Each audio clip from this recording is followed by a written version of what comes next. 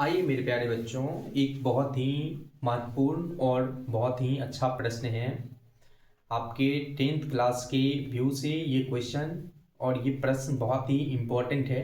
इस प्रश्नों को आप हमारी जहाँ तक सोचने की क्षमता है, मैं आपको इस प्रश्नों को समझाने की कोशिश करूँगा। आप इन प्रश्नों को ध्यान से सुनेंगे।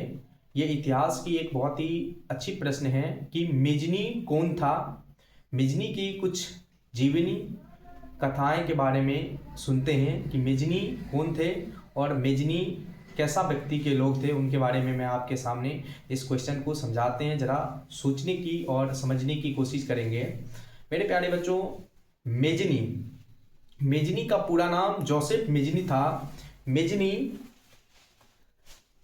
का जन्म 1805 ईस्वी में हुआ था। मेजनी का जन्म 1805 ईस्वी में हुआ था। मेजनी का जन्म जनेवा में हुआ था।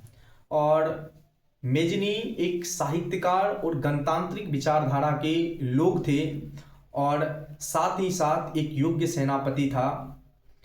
इनका कहना था कि अगर समाज में क्रांति लानी हो तो शासन युवाओं के हाथ में सौंप देनी चाहिए। युवा जो पीढ़ी है वो किसी भी सत्ता को बहुत ही निष्पक्षता रूप से सोचती है और इन्होंने अपने जीवन काल में बहुत ही सामाजिक कार्यों में प्रगति किया और इसे इटली के एकीकरण के पैगंबर और मसीहा के नाम से जाना जाता है। इटली के एकीकरण के जनक भी मेजनी को ही माना जाता है। इन्होंने अपने जीवन काल में 3 सबसे बड़ी काम किए।